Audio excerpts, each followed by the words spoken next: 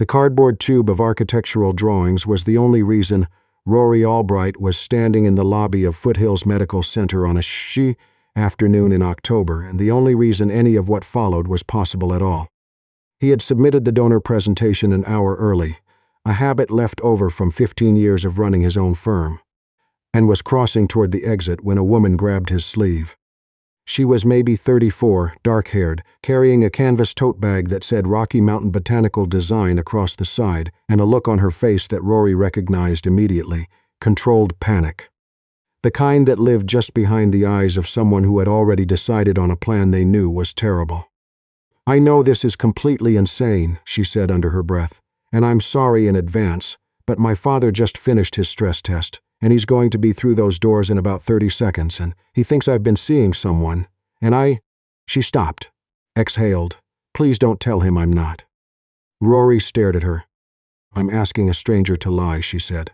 "I know that." "You are," he confirmed. "He's 69. He had a small cardiac episode in August. He worries about me being alone since my divorce, and it's the one thing that spikes his blood pressure, and the cardiologist literally just told me his results depend on managing his stress levels." She looked as though she might tip forward. 10 minutes. That's all I need."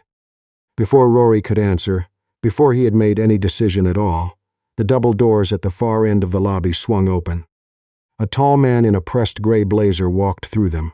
He moved slowly but deliberately, the way men do when they've spent decades making every step look intentional. Silver-haired, straight-backed, an RCF pin on his lapel. His eyes found his daughter first, then moved to Rory, and a look crossed his face that Rory hadn't expected: quiet relief. "Tara," the man smiled, "and this must be—" "Rory," she said quickly. "Rory Albright. He came to pick us up." Wing Commander Clifford Osborne, retired, as Rory would learn over the next 3 hours, extended his hand with the grip of a man who had never once doubted he was worth shaking hands with. "I've heard good things," he said warmly. Rory shook his hand. "Likewise, sir." He had absolutely no idea what he was doing. He told himself it would only take 10 minutes. He was wrong about that by approximately 72 days. Clifford walked slowly enough that Rory reached for the man's medical folder without thinking. Clifford noticed, said nothing, but the corner of his mouth shifted in a way that might have been approval. In the car Tara drove. Rory sat in the back beside Clifford, who asked, within the first 2 minutes, what Rory did for a living. "Construction and development," Rory said. "He runs Albright Group," Tara offered from the front, her voice perfectly steady. "They built the new Arts Center on 9th. "I know that building," Clifford said. "Good bones, wide windows. My wife liked wide windows." He paused. "She passed 3 years ago." "I'm sorry," Rory said. "Don't be." Clifford looked out at the October sky, the Rockies sitting pale and enormous to the west. She lived well. That matters more than the rest. The drive to Clifford's rented condo in Kensington took 25 minutes because of construction on Memorial Drive. Construction Rory's company had nothing to do with, which he mentioned, and which made Clifford laugh. "A man who doesn't take credit for other people's messes," Clifford said. "Already I like him." In the front seat, Tara's knuckles relaxed slightly on the steering wheel. Rory noticed. He was starting to notice things about her with an attention that had no business existing in a 10-minute favor. He stayed for dinner. He hadn't planned to. Clifford simply said, "You'll eat with us," in the tone of a man whose invitations were not questions, and somehow Rory found himself at a kitchen table in Kensington eating Tara Osborne's attempt at pasta carbonara while Clifford narrated the 14 things she was doing wrong. "The eggs have to go in off the heat," Clifford said. "I know. They're scrambling." "They're not scrambling. Those are scrambled eggs on fettuccine." "They're creamy." Rory took a careful bite. "They're good," he said honestly. Clifford pointed his fork. "You're too polite." "I'm from Edmonton." Clifford laughed. "A real one. Unexpected, the kind that catches a person off guard." Tara looked up from the pot with an expression Rory couldn't quite name. Surprised, maybe, or something in between that didn't have a clean word. Over dinner, the cover story got complicated. "How long have you two been seeing each other?" Clifford asked. 3 months, Tara said. 4, Rory said. Silence. 4 months, Tara corrected smoothly. "I always round down." She does, Rory agreed, with no idea whether that was true. Clifford looked at them for a long moment, then he reached for the bread. I see, he said, and said nothing more, which was somehow worse than a question. After dinner, Clifford excused himself to watch the news. Tara washed dishes at the sink. Rory picked up a dish towel without being asked. You don't have to, she said quietly. I know. A moment passed. I'm a terrible liar, she said. I've noticed. 4 months. You said 3, I panicked. She almost laughed. Almost. You can leave whenever. I'll tell him you had an early morning. Rory dried a bowl. Through the kitchen window, the Bow River caught the last of the evening light. He thought about the empty apartment waiting for him across the river. The efficient, organized, perfectly calibrated signs of a life that had stopped surprising him somewhere around 40. It's fine, he said. I'll stay until he goes to bed. She looked at him sideways. Why? He didn't have a good answer, so he handed her the next bowl and said, because your scrambled carbonara was actually decent. This time she did laugh. Clifford returned before Rory left. He was carrying something small, a velvet case, dark navy, worn at the corners. He set it on the kitchen table between them. I'd like you to have this for the evening, he said to Rory. Rory opened the case. Inside, nestled against faded satin, was an RKF wings pin, silver old, polished by years of careful handling. Sir, Rory said, I can't. You can. Clifford closed Rory's hand around the case. I don't give it out lightly, but a man who carries someone else's folder without being asked, keeps his word when he says he'll stay, and doesn't flinch when a stranger invites him to dinner. He looked at Rory steadily. My father gave it to me the night I commissioned. It's gone to good people since. It comes back when it's not needed anymore. Tara was very still beside the counter. Rory looked down at the small, heavy weight in his palm and understood that he had walked into this lobby 2 hours ago with a cardboard tube and absolutely no intention of becoming part of anyone's life. He drove home with the wings pin in his jacket pocket.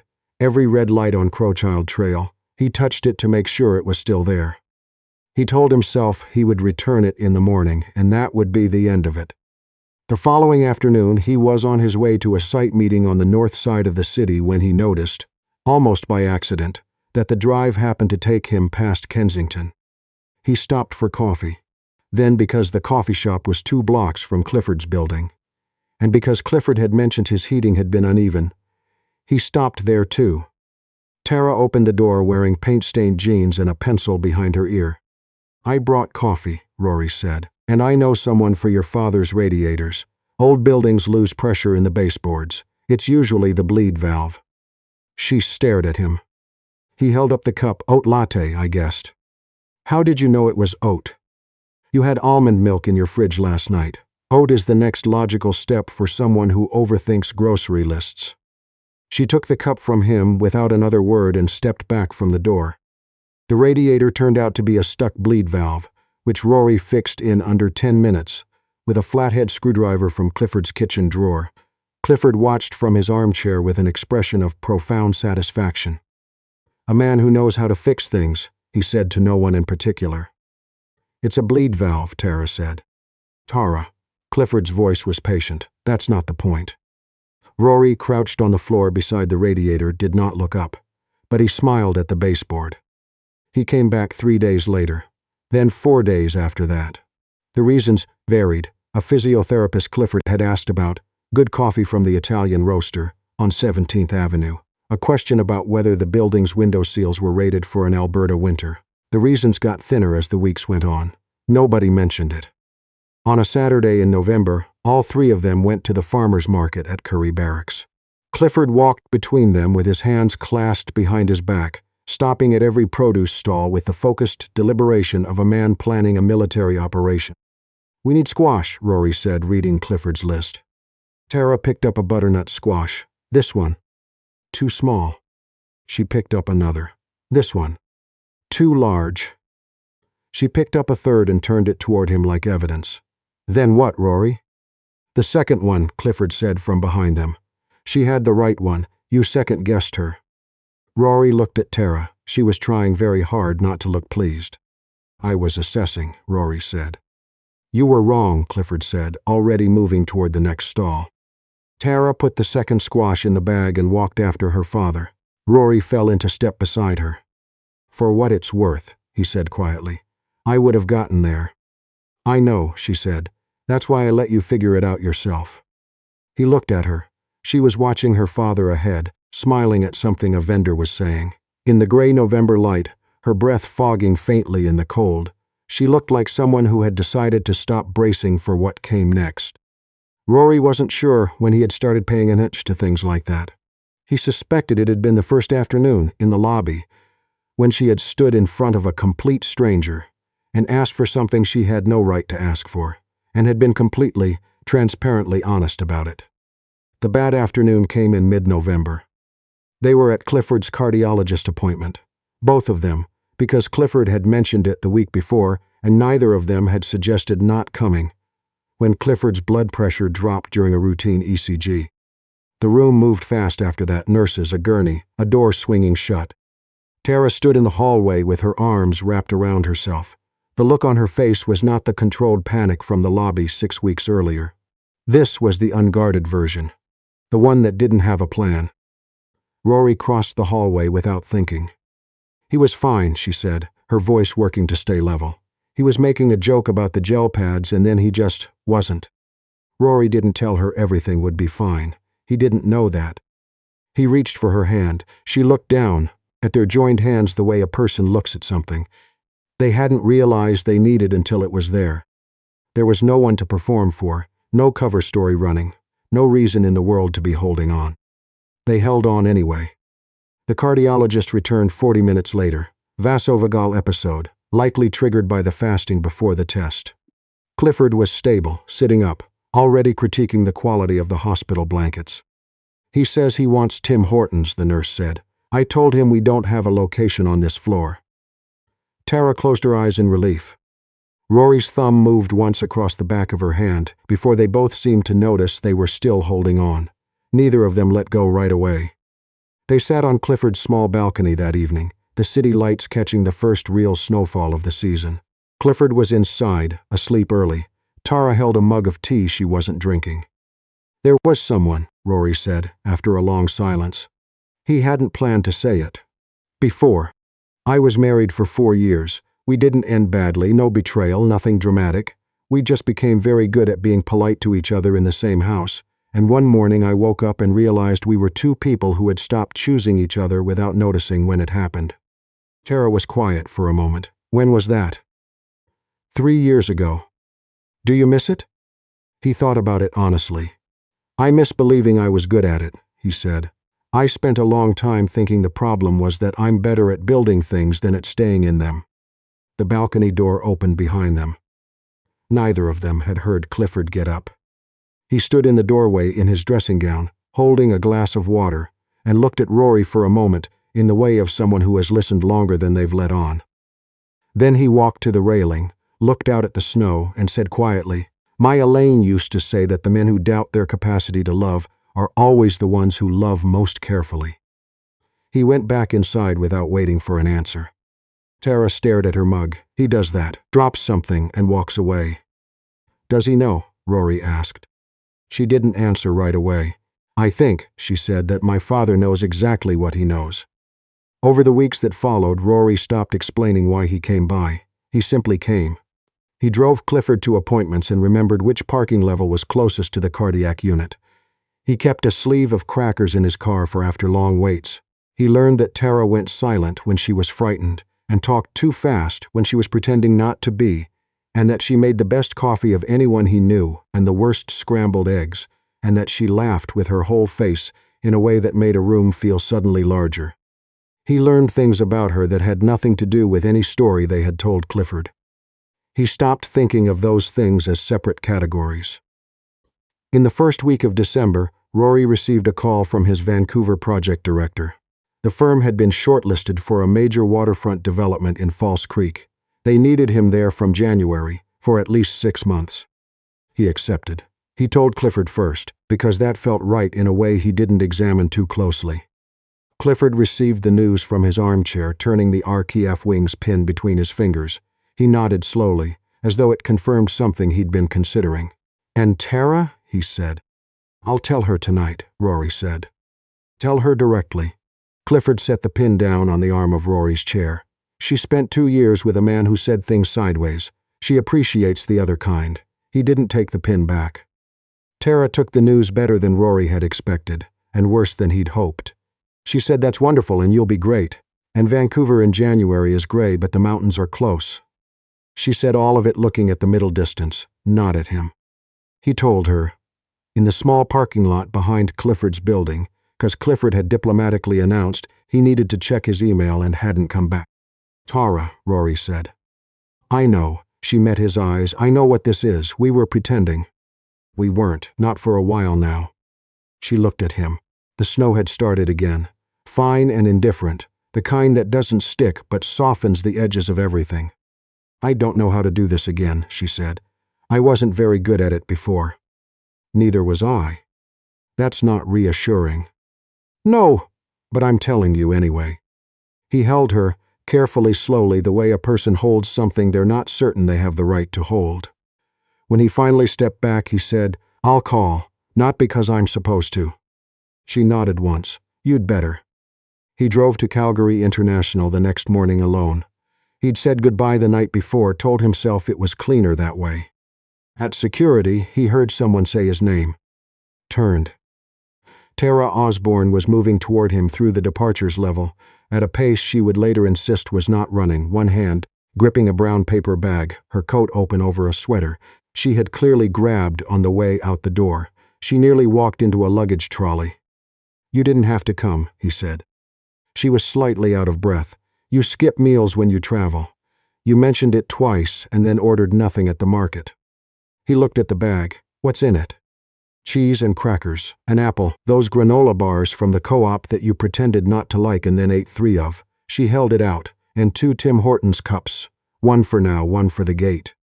Rory looked at the bag and then at her. "I came," she said, "because you left without a real goodbye, and my father would say that's not how a wing commander's daughter does things." He laughed. Then he pulled her into a hug that had nothing polite or performed about it, nothing for anyone else's benefit. Just the two of them in the middle of a busy departures level in December, holding on with both hands. When he stepped back, he said, "I'll be back in spring." "That's 4 months." "I know." He picked up his bag. "I'm better at rounding up." She smiled, and it reached her eyes, and he carried the specific shape of it all the way to his gate. Clifford was officially cleared for unsupervised living in January. His cardiologist called it a remarkable recovery and credited reduced stress and consistent activity. Clifford credited good genes. Tara credited Rory showing up with coffee and a reasonable excuse to go outside 3 times a week. Rory called from Vancouver most evenings. Some nights they talked for an hour, some nights for 10 minutes. Once neither of them said much at all. Tara was marking client plans at her kitchen table. Rory was going over site drawings in his rented apartment near False Creek, and the call stayed open for 40 minutes because sometimes it's enough to just have another voice in the room. It wasn't a perfect arrangement. It was, however, entirely real. One afternoon in April, Tara left her studio to find Clifford standing in the small front garden, examining a rosebush with the focused attention of a man who was absolutely not listening for anything at all. 2 minutes later, the doorbell rang. Rory stood on the front step, no cardboard tube, just him and a bag and the old Arkoff wings pin turning slowly between his fingers in the pale April light.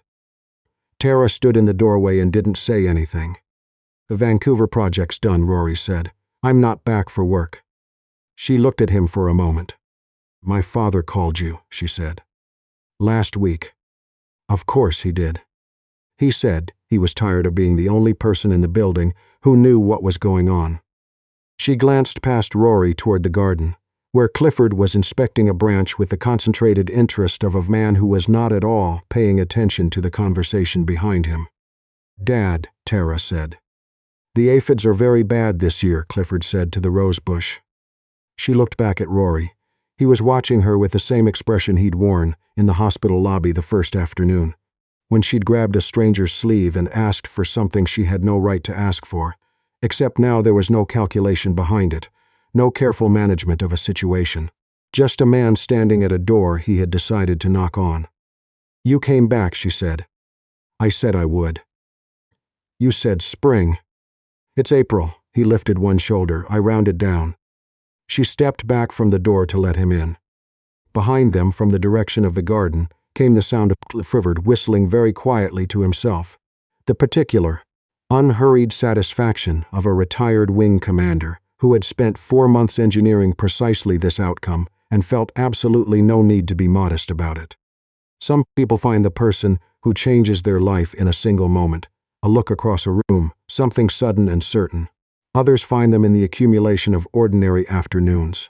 A stuck radiator, a shared laugh over scrambled carbonara, a hand reached for in a hospital hallway with no one watching and no reason left to pretend. Rory Albright had walked into a lobby carrying a cardboard tube and no plans. He had carried a stranger's father's medical folder without being asked. He had eaten terrible pasta with genuine appreciation. He had held a woman's hand in a hallway because it was simply the right thing to do, and driven back to the same neighborhood dozens of times after that, without a convincing reason.